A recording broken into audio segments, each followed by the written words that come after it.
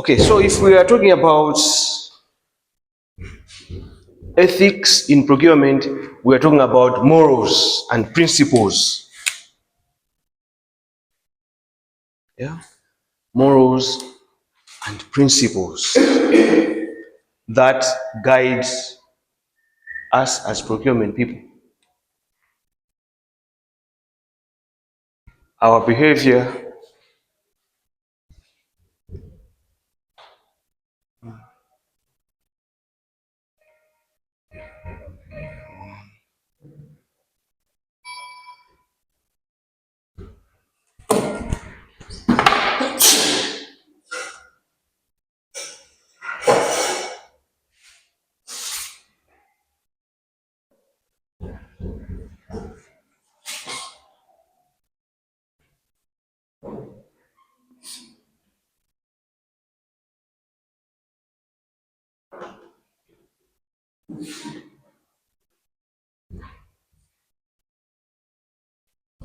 okay.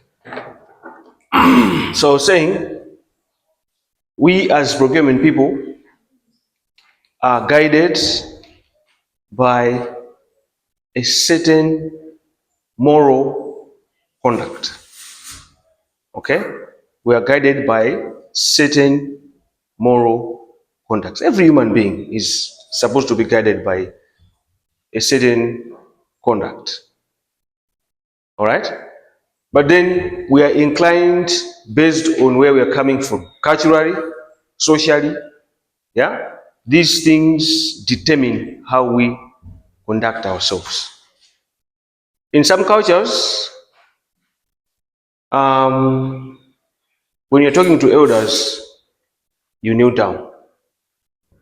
Yeah? In some cultures, you can mention the name of your father, the first name of your father. Yeah, you can go and collect that from John, and John is the father of the person speaking. In our context, are we allowed to do that? Are we? No. Why not? It seems like some lack of manners. Okay, seems like there's lack of manners. Yeah, but is it wrong to mention that the name? We write the name of our fathers. We can write it, let's say, in a form where we're supposed to fill, complete a form. They will ask you to name the name of your father. You write it. But would you call the name of your father? Would you call him? Yeah? It sounds different, right? So these are the principles that guide us, how we behave. Okay? The same applies to accountants. The same applies to procurement people. The same applies to engineers. So in the context of their profession, there are some morals that guide how they behave. And the same applies to us as procurement people. I'm saying as procurement people because we're in a procurement class, right?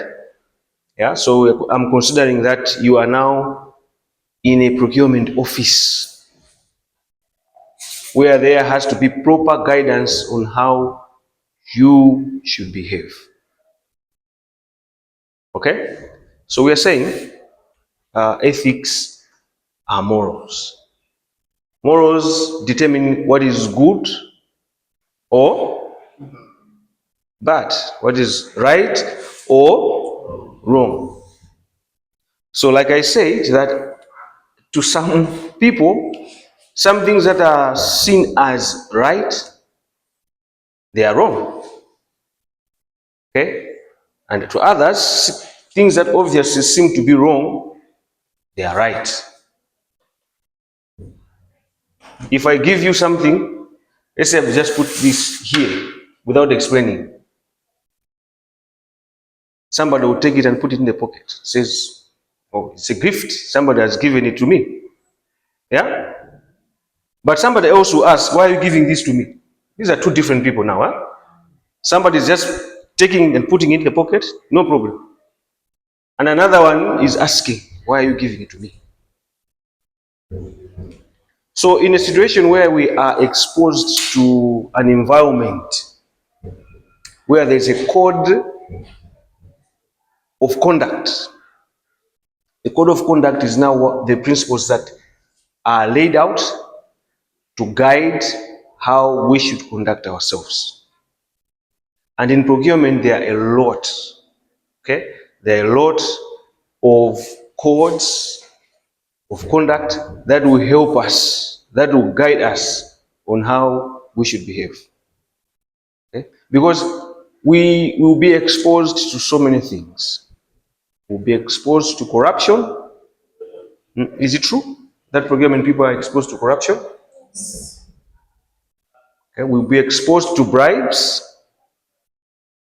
We'll be exposed to some integrity issues, and we have to be objective. Remember, one of the key principles of public procurement, do you remember the principles? 7 of them.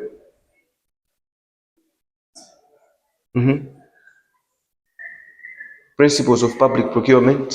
Number 1 is transparency, accountability, competition, fairness. Remember those, eh? Yeah. So in conducting ourselves, we should keep that in mind. Are our transactions that we'll be doing transparent? Are they encouraging competition? Are we open? Are we fair? Are we efficient? Are we effective? Is there any economy that we are contributing? Yeah.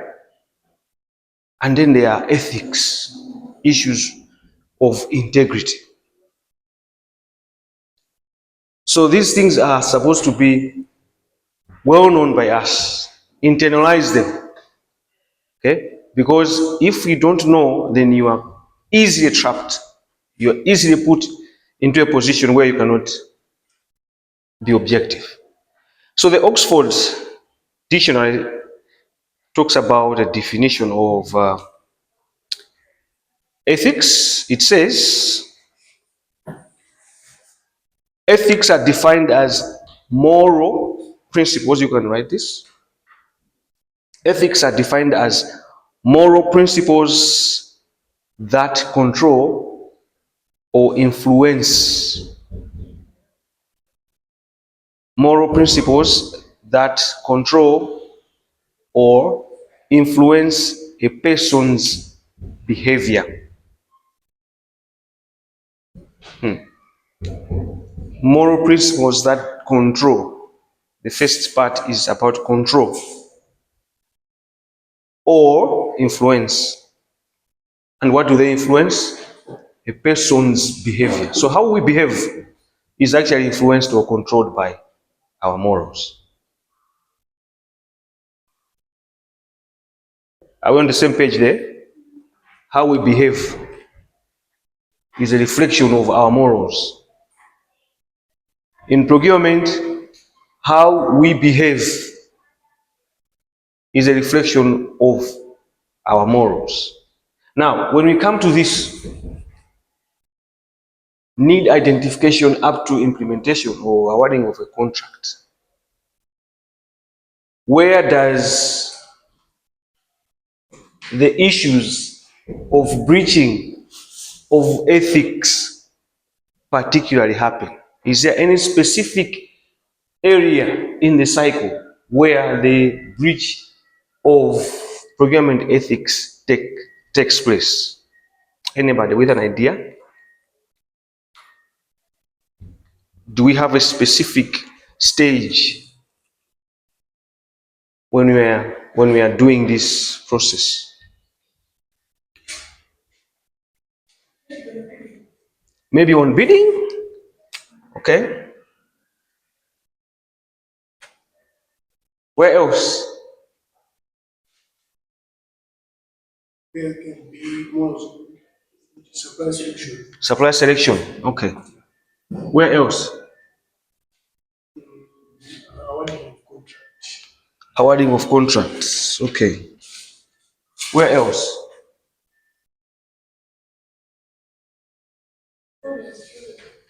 Developing a strategy. Okay. Where else?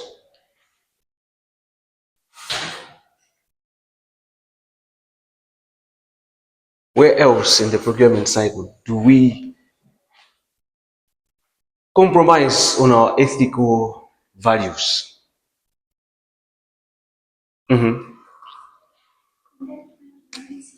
When conducting our market analysis. Okay. Where else? So we have got 5 out of 10.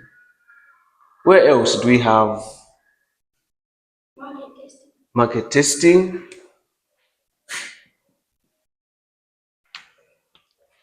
In short, this whole process is vulnerable. Yeah? This whole process is vulnerable to ethical issues. And where ethical issues are compromised, this whole process can be compromised.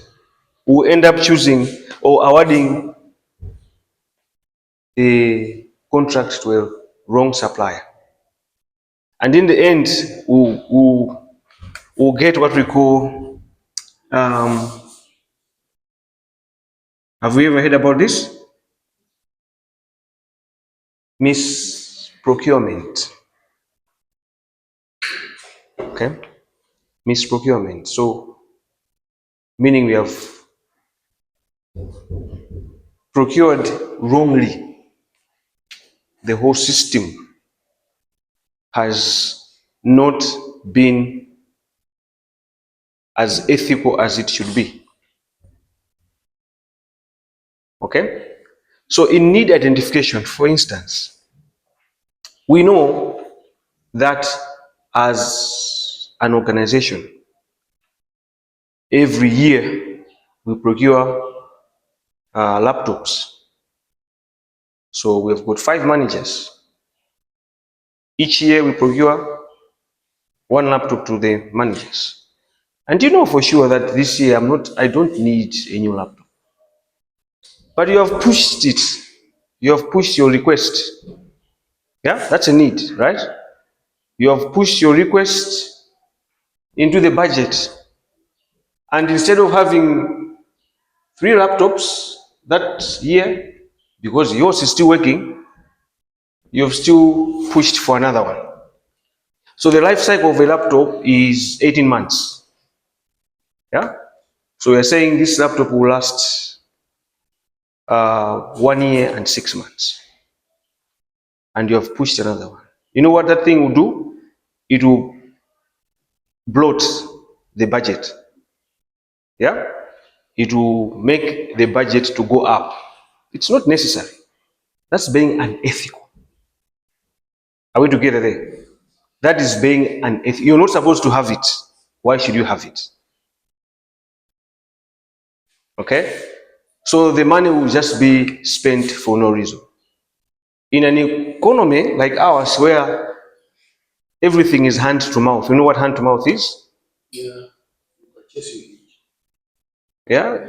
You purchase, you use, or you consume. That's what is called hand to mouth. We don't have money to save and to use in the future. Yeah? So whatever we have, the limited resources that we have, we are using it for consumption. So we don't need money to spend out of the budget. That's what we're trying to say. Okay? If you don't have money, would you go out and start spending? You wouldn't do that. So why would you do that at your organization, when your organization is actually struggling with finances? So this addition of another laptop is unethical. It's not supposed to be like that. So what is going to happen is, now that you have put this in the budget, instead of 3, we are having 4. When we are awarding the contract there, we are still going to award the contract with 4 laptops. Yeah? So things started to get bad on the identification of need. So some needs are not supposed to be proceeded with. So you need to exercise objectivity. We need to differentiate between a need and a want.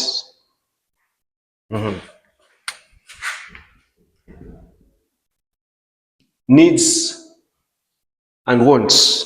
Which ones are more important? Needs, right? That's why we call it need identification.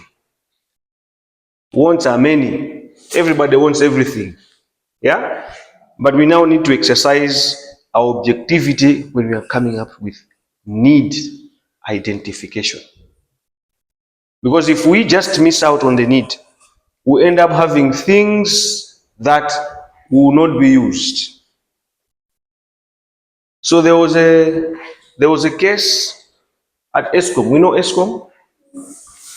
We know ESCOM, eh? Most of us. So ESCOM procured envelopes. We know what envelopes are, yeah? That were worth 2 billion kwacha. 2 billion kwacha worth of envelopes.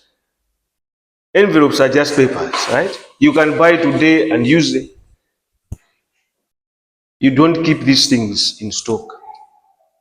So envelopes of worth 2 billion were bought in 2008, 2009, somewhere thereabouts. They're still there up to today because they're just too much. They can fill this room and that room, the whole of this. Yeah? But was it a need? Justifiable need? Even if you're writing letters, how many letters can you write that are worth to be put in 2 billion worth of envelopes? So these were about not even 100,000, close to 10 million envelopes. Who can use 10 million envelopes? Nobody can use 10 million envelopes. That's why up to today they're still there. And you know what envelopes do? They have that seal part, yeah, the top, and that seal part has dried up. So it means the envelope cannot be used. You see the difference now? Need identification. That was an ethical need identification. Are we clear? Okay. And then we go to conduct market analysis. How do we do that? We need to understand how we now go to the market. Which markets are we talking about? So people create fake markets. People create fake suppliers.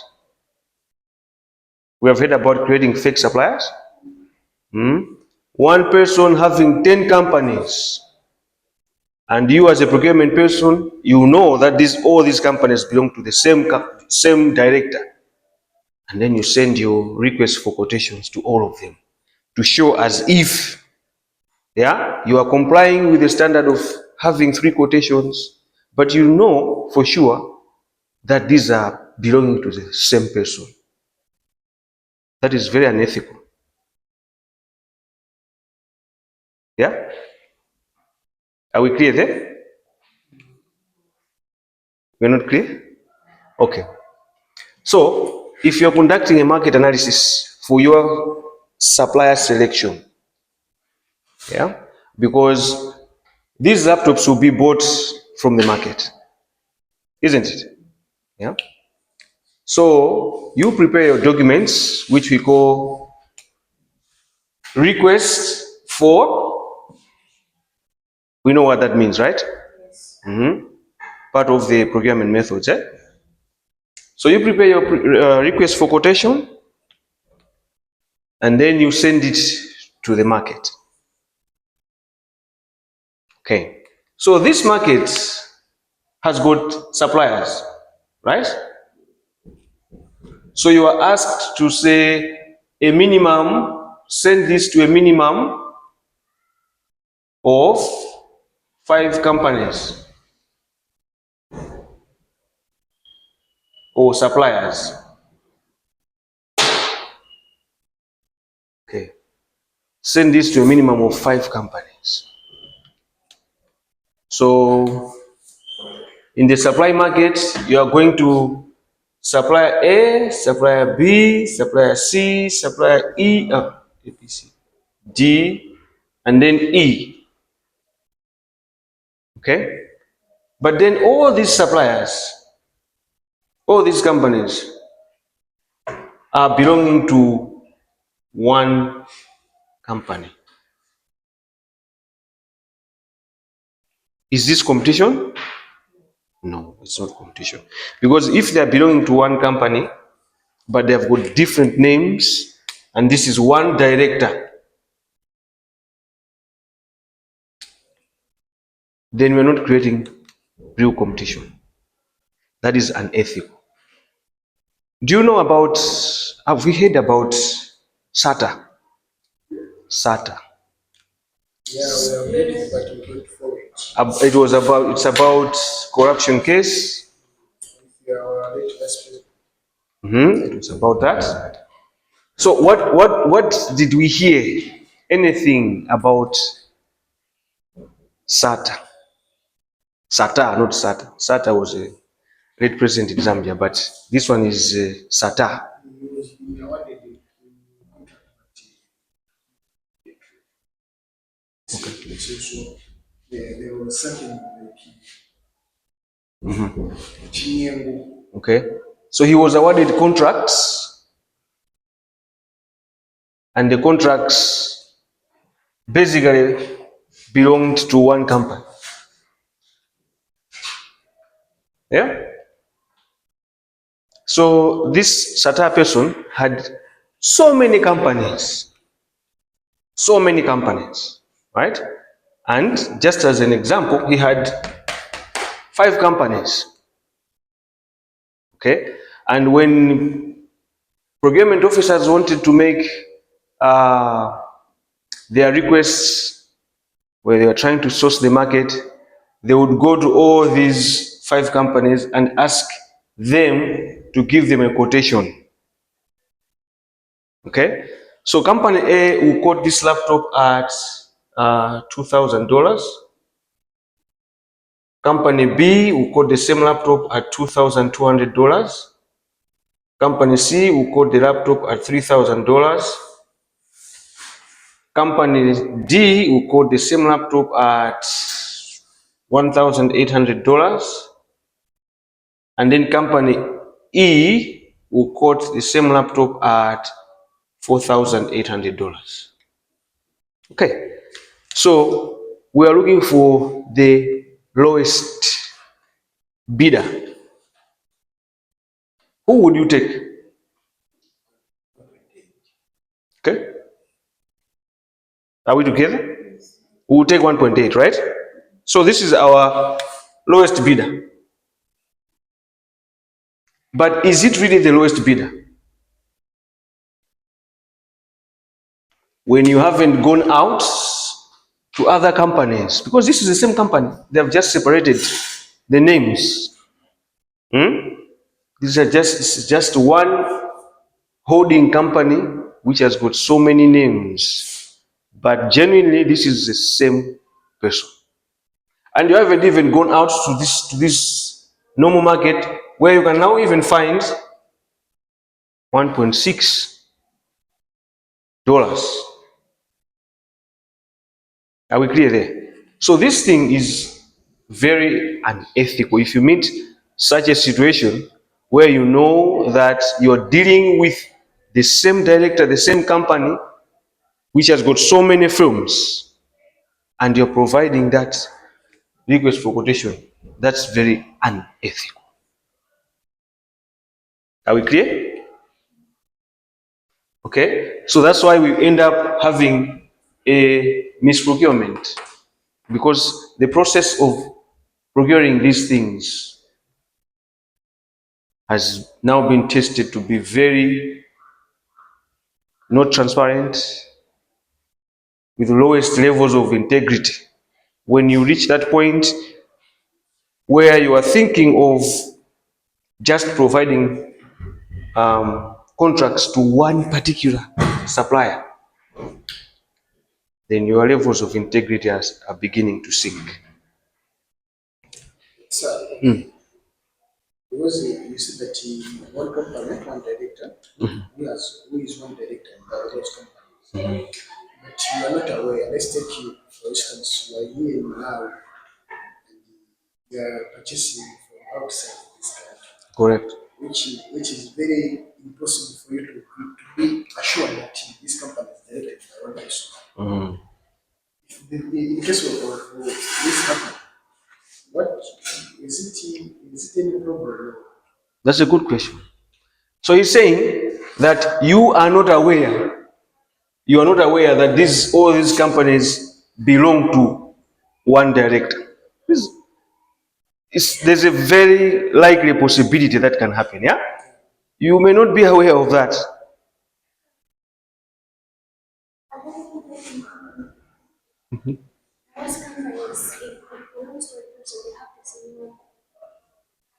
Okay, so she says they have the same logo. Remember, one thing that you as a procurement person need to possess is market awareness, market intelligence. Yeah, understand the documents that you work with. I'll tell you one thing: when people are doing this,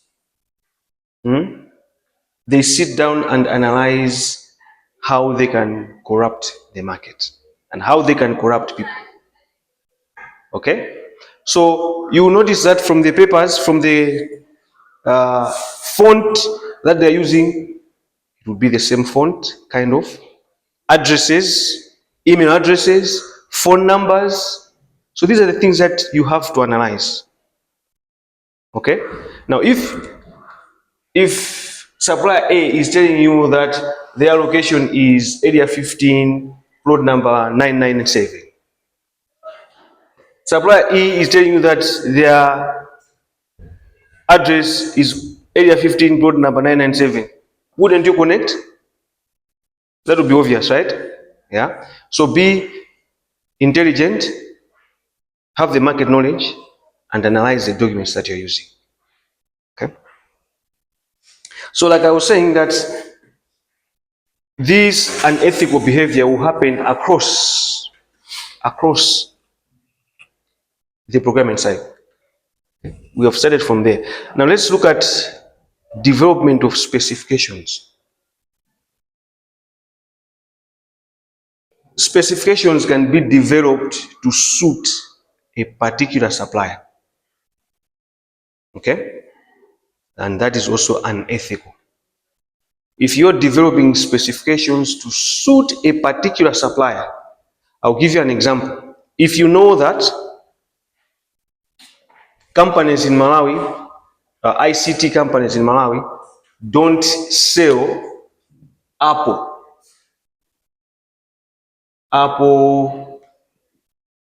they call it bookmark laptops.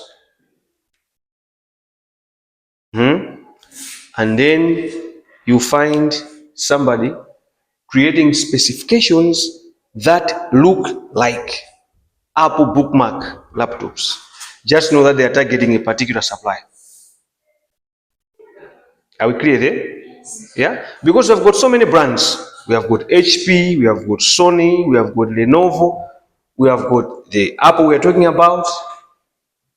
What other brands do you know about laptops? Dell. Okay? So when you are presenting your specifications, they should be what we call generic specifications. Generic are basic specifications that do not suit a particular brand. Are we clear? That do not suit a particular brand. But when somebody tries now to take the specifications to suit a particular brand, then that is unethical, because that will leave out the rest that we have mentioned: Dell, HP, Lenovo, Sony, and what. Okay? And then we go to supplier selection, another key area. Supplier selection. For us to select the right supplier, remember the 10 C's? You remember them? The 10 C's. Yeah. Those ones are the criteria for selecting the best supplier. Yeah. So, if for instance you select a supplier who doesn't qualify into those into that criteria, then it means you are unethical. You know for sure that the supplier doesn't have financial stability. Their position at the bank, they'd have a lot of loans.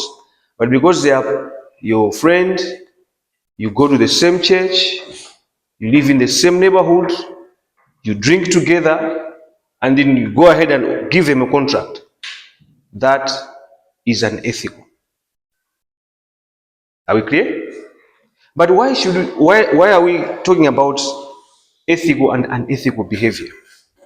It's because there's something behind you behaving like that. Yeah? You cannot just behave like that. There's something that you earn. Yeah? And that is the corruption issue now. You are being enticed. Okay? You're being palm oils to do something. Okay? To do something when there is an offer for something of benefit. So what are these things that we can be exposed to as procurement people? What can entice us to do a favor to somebody, to a supplier, and not to another supplier?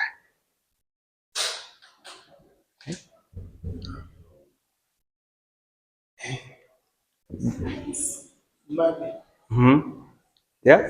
He's saying money. People are offered money. Okay? You wanted to mention the same thing? Properties. Property. Okay? What else? They said they will procure. Commission. Yeah? Are these things that we're talking about here strange? They're not strange, eh?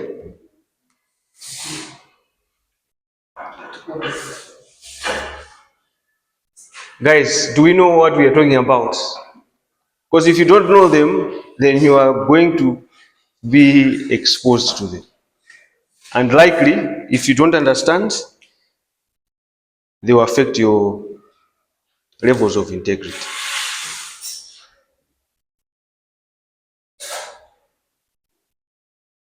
So people are offered property, people are offered money, yeah? People are offered hospitality. You sleep at a hotel for free. You go watch one Premier League game. Who doesn't want to go and watch one Premier League game? They will tell you Liverpool versus Chelsea.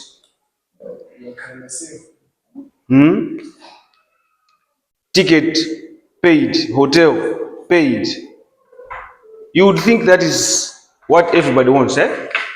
But when you're coming there, they will tell you, now there's this contract, it's 500 million. We want you to help us. You know, you have already taken our money. Would it be easy for you to say no? And then they'll start telling you, no, we are going to expose you. You went to the Premier League match. We even have the pictures of you there. Sir, okay. What if you procured something? Yeah. And the business was just smoothly, went smoothly. Mm-hmm. And at the end, they give you something. Mm-hmm. Thank you thank you for the business. And you receive the thing. Okay. Later on, there is another business. But there is this, you even know that this is not like the way you were saying that even 1,800 or some people they can offer at 1,600. Yes. And you go for them. Mm-hmm. Yeah, you go for the 1.8. Yeah, you purchase it. Okay. But you didn't receive anything. But because of the previous, maybe you think of previous things, is that the thing that you Did you hear the question? He's saying, if I heard you correctly, he's saying there was a business that you did. Okay? You as a procuring officer, you did a business with a supplier and everything went well. And then the supplier comes and tells you, you did a good job. And here is, what did you say? Thank you. Is a thank you. Okay? Here is a thank you. So this thank you is coming after you have done the business, not before. And that's where the problem is. Okay? So he's saying there is a thank you. And then another request comes that you have to do another business. Okay? And you, instead of you going to the 1-6, you are going back to the 1-8. Why are you going there? Why are you going for the 1-8? Thank you. This because there was a thank you. Yeah? So it's the thank you that makes you go back to the same business.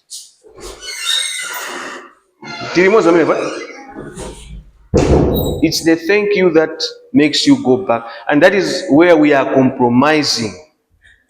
Yeah? So if the supplier didn't give you anything, would you go back to them? Would you? Okay. Let's say we've gone to this 1.6 and this supplier has done very clean business. Right? No issues, and they are saying good business, close of contract, delivery done. No thank you. Would you go and ask for a thank you? So there's an element, okay? There's an element now where we want to talk about asking for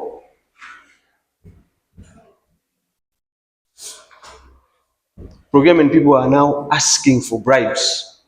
You tell them, if you want this deal, I'll have a 10% cut. You see the difference now, huh? And why are you getting that cut? On whose behalf? Because you are working for your organization. Do you get it for your own, or you distribute it to the organization? So you get the money and you distribute it to the organization. No, okay, you said that the money. Yes. It's for my own. It's for your own.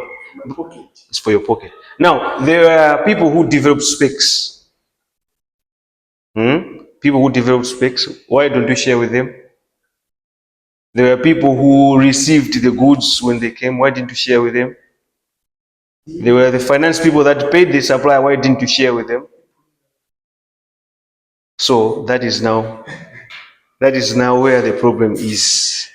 Guys, these things are real. They are happening. Okay?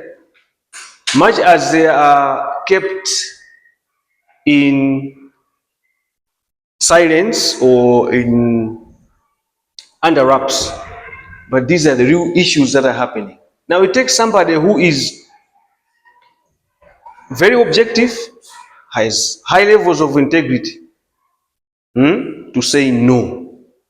And most of us, usually, we can't say no. I'm not saying that I'm an angel that I can't say no. Yeah? But it takes us to know what will that do to my profession, to my career. Yeah?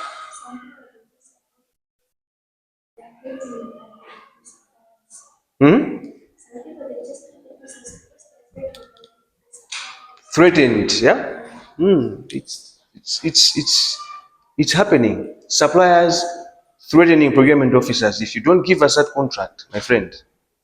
Okay, let's take this. Okay, that when you have received an order from the above, that where you are going, do the needful thing, because you'll be sharing Yes. purchasing. Yes. Is it Yes, also ma'am.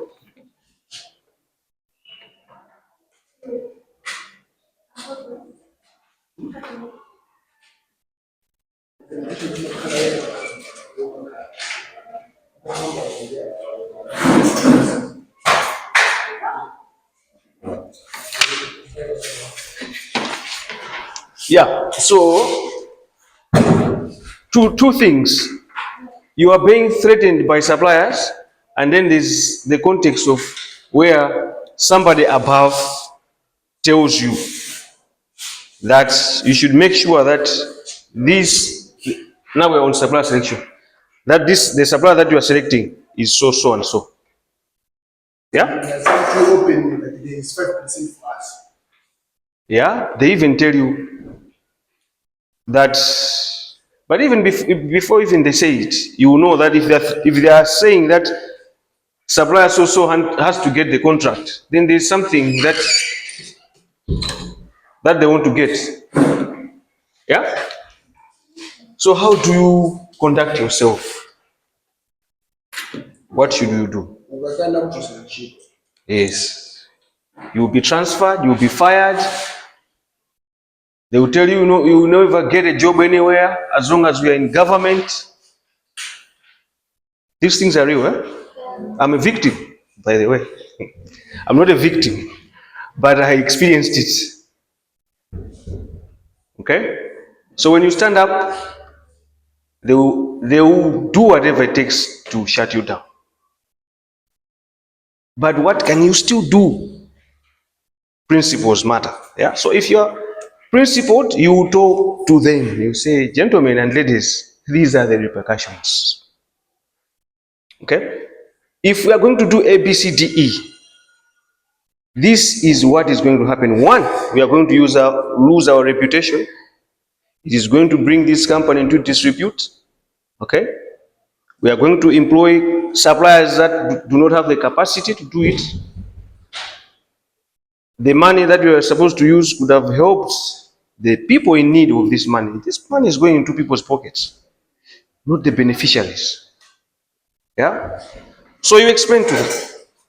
And for our sake, because we, as procurement people, we are also guided by the code of conduct.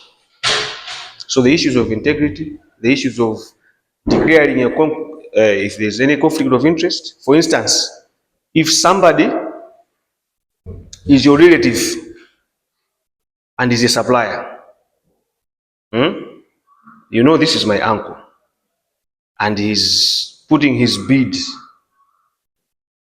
you are supposed to declare that, gentlemen and ladies, I will not be part of the evaluation process because supplier A and B, I know them personally. Okay? So if I'm going to be part of the team, I might be biased towards them. So you recuse yourself to let others make a decision. That's what is called professionalism. Okay?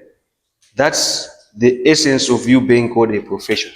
But if you know that this person is my friend, my uncle, my sister, and you still go on and award them the business, knowing that they have got so many shortfalls, yeah, you know that they don't have this, but you still award them because they are your brothers.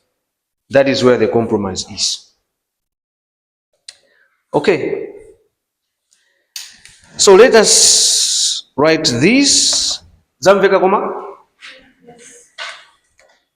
Can we stand up if we are asked to do something against?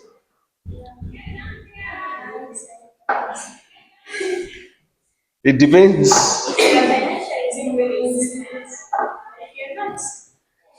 Okay.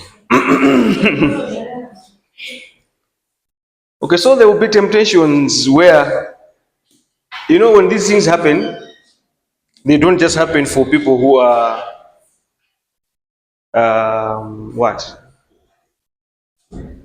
financially stable. They happen to people, ordinary people like us. They know that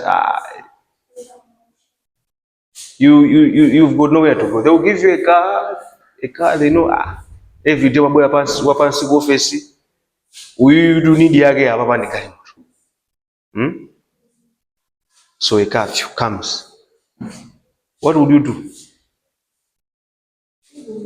Yeah, you think you'd want to show good. You just want to kill a child, right? This is where the trouble is. Very. Okay. So we actually agree to continue living.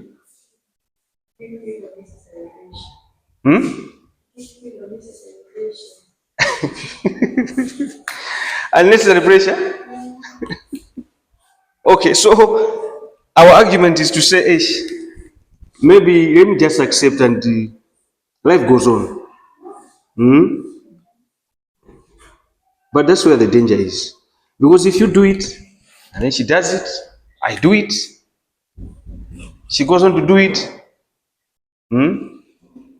my ministry ose amboma aliyesa kupanga zimene pano pazokuoneka ngati it's a culture now, everybody is doing it, so it's a way of life. But if I can ask you a question, if you go to another country where they say if you're found to be corrupt they will hang you, will you do that? Why would you be afraid?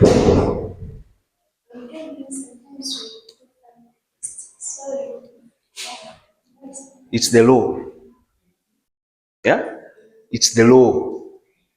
So if the law says there will be public hanging for people who are corrupt, in I don't know whether it's in China, if you're found to be corrupt and they have proved that you are corrupt, you go to jail, you disappear. Yeah? Here when people are corrupt, we cheer for them. They are heroes, hustlers. Yeah? We say, I want to amena kumenya game pa town pano.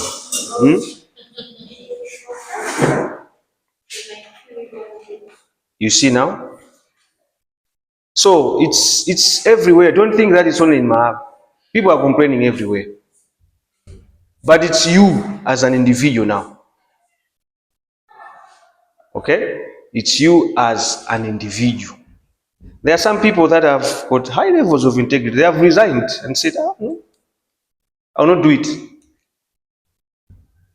Okay? They have stood up and said, oh, if you do it, these are the consequences.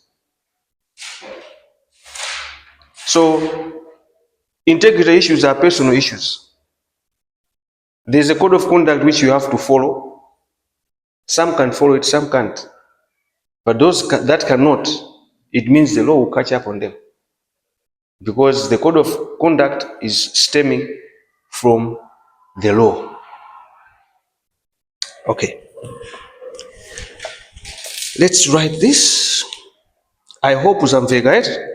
Since one of my students is in the newspapers because they have been found to do unethical things.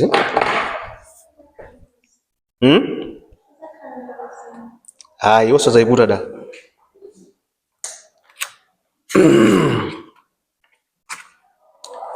Okay.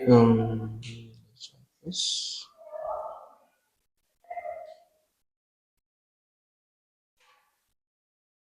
And there are also institutions where you can report corrupt practices. Do we know them? Institutions where you can report if you notice that there are corrupt practices happening. Anti-Corruption Bureau. Where else? The police. Where else? There is also what is called tip of anonymous. Yeah? Where you can lodge a complaint without revealing your identity.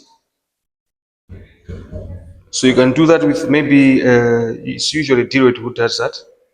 They will investigate the matter and go to the bottom of it. Yeah? So we need to be aware. If you are being exposed to a situation where you think you are being threatened, how many of us know about this lawyer, Kamangira? Alexius Kamangira. How many of us have heard? You have heard? What is it about that he's doing? Okay? Anybody who has heard? Guys, muzibanga follow news.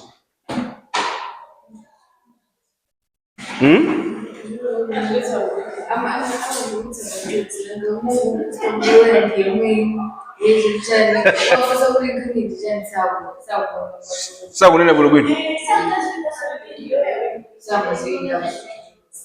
So you should, what you should do when you hear something like that, go on the internet. Yeah? Dig in what is he trying to say. Yeah?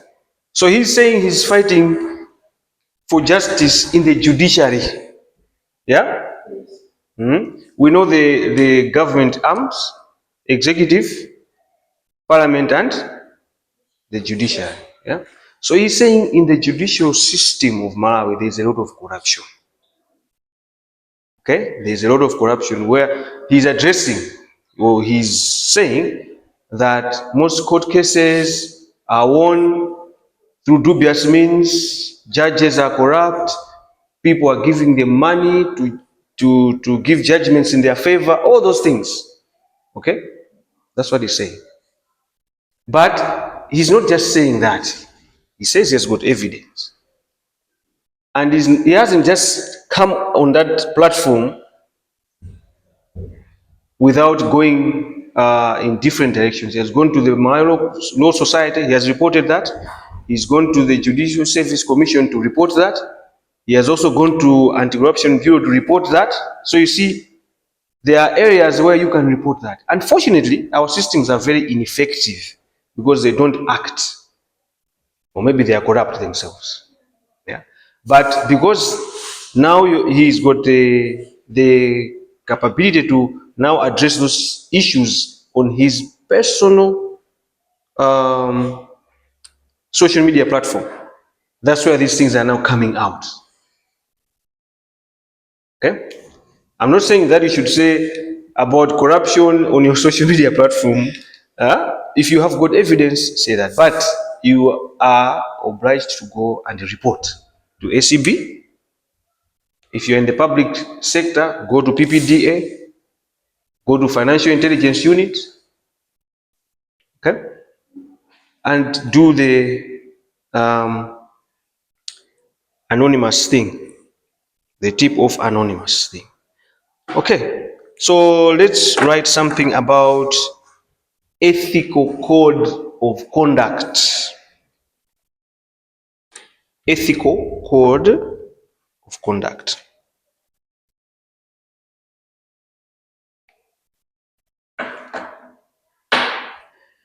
Members of staff shall never use, I don't know if we're going to the time. Members of staff shall never use their authority or office for personal gain. Members of staff shall never use their authority or office for personal gain and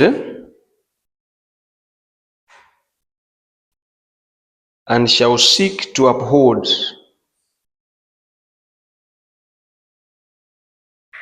and enhance, shall seek to uphold and enhance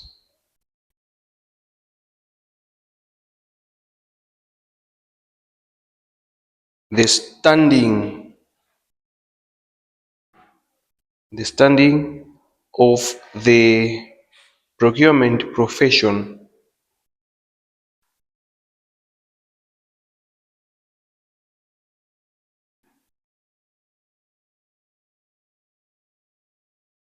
by number one, maintaining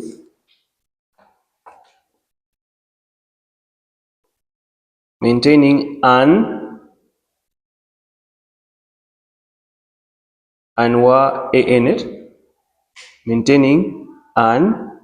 then unimpeachable,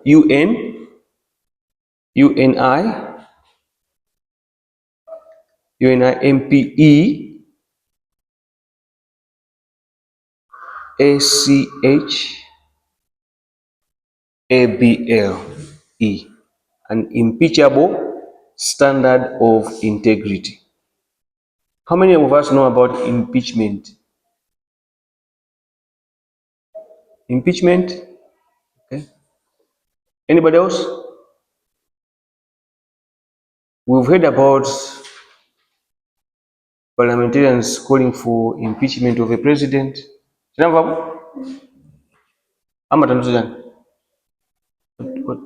Remove, okay.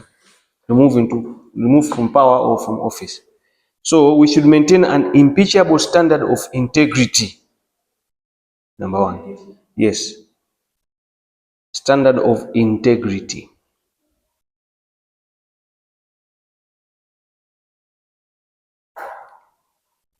In their business relationships. In their business relationships. So in our business relationships, it means our conduct between us and the supplier. Yeah? Us and the supplier. When we are having a distance, a business distance, to say we are doing business, yes, you supply us laptops and it ends there. It ends there. Because there are circumstances when we now have these suppliers and then they start paying our bills. Yeah? SATA started paying bills for procurement officers. He started paying school fees at expensive schools. Kamuzu Academy, Bishop Magens, he was able to pay for school fees. Okay? That becomes a huge compromise in our integrity.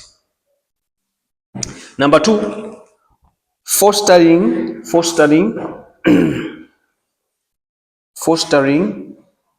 the highest possible standards. Fostering the highest possible standards.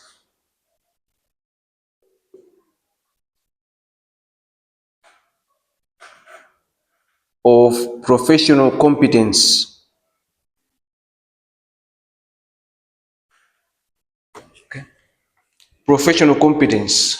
Now we'll go back to the example that he mentioned. That how do you know that all these companies belong to one person? You need to possess professional what? Competence. Understand your market. Understand your suppliers. Understand who you're dealing with. Know the politics in procurement. Yeah?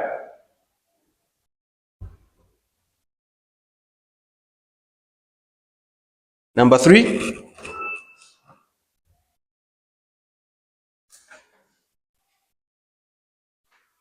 optimizing the use of resources. Optimizing the use of resources for which they are responsible to. Optimizing the use of resources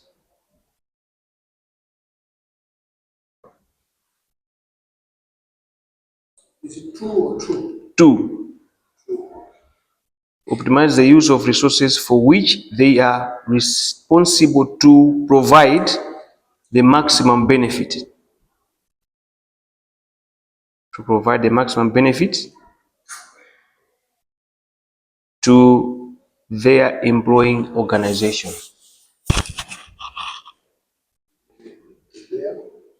To their employing organization.